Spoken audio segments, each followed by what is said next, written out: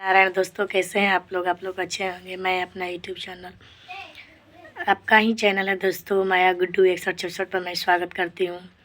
दोस्तों, आप लोग मेरे चैनल पर नए आ रहे हैं तो प्लीज़ सब्सक्राइब कीजिए, अगर पुराने हैं तो लाइक कीजिए, कमेंट कीजिए। दोस्तों, हमें हर बार बोलना पड़ता है, आप लोग प्लीज़ सब्सक्राइब कीजिए और वीडियो को ज़्यादा से ज़्यादा शेयर कीजिए और लाइक कीजिए। दोस्तों, तो आज मैं लेकर आई हूँ महादेव जी का गीत है। दोस्तों, अच्छा लगेगा तो प्लीज़ एक लाइक ज़रूर कीजिएगा। हमारे यहाँ पारंपरिक गीत है दोस्तों, हम पुराने ज़माने से यहाँ पर हमारे माता जो भी है, माता भाभी सब कुल गाती आ रही हैं। दोस्तों, बहुत पुराना गीत है, तो अच्छा लगेगा तो प्लीज़ एक लाइक ज़रूर कीजिएगा।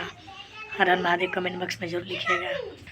शिवाजी ले लाना पूर्वी वाणी जिया, गौरा चलेली साथे साथ।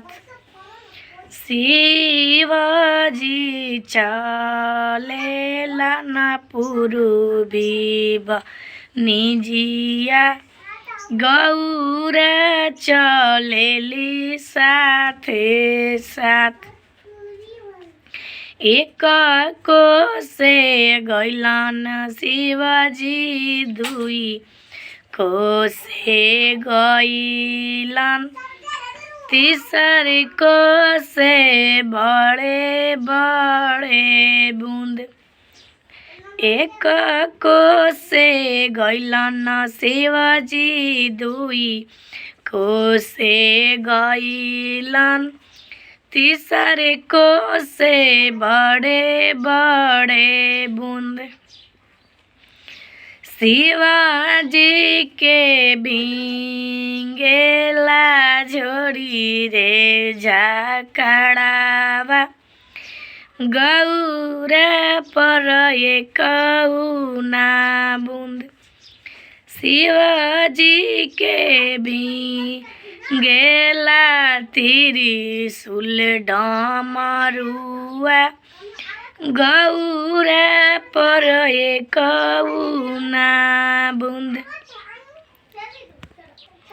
शिवाजी के बिंगेला मृगा के छलावा, गौरा पर एक ना बूंद। कवन बरत तू कैलू ए गौरा दे, तोहारा पर एक ना बूंद।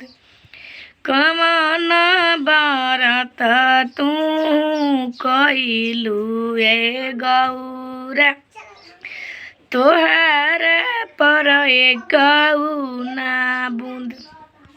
कार्तिक मासे कार्तिक छठ कैनी, अगन कैनिया तावा। हे जी कार्तिक मासे कार्तिक छठ कैनी, अगन कैनिया तावा।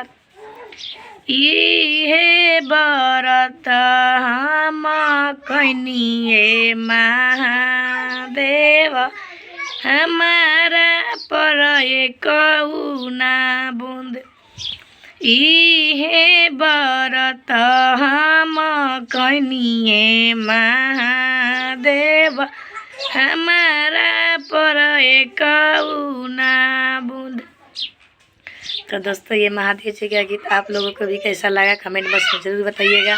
कमेंट बॉक्स में हर हर महादेव ज़रूर लिखिएगा। दोस्तों, ये मेरी आग्रह है, मतलब जो भी समझिए, निवेदन कर रही हूँ। दोस्तों, आप लोग कमेंट बॉक्स में हर हर महादेव ज़रूर लिखिएगा।